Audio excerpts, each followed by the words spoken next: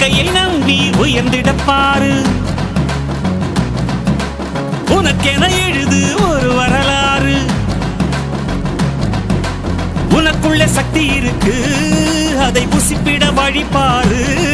சுபவேளை நாளை പരിപാടി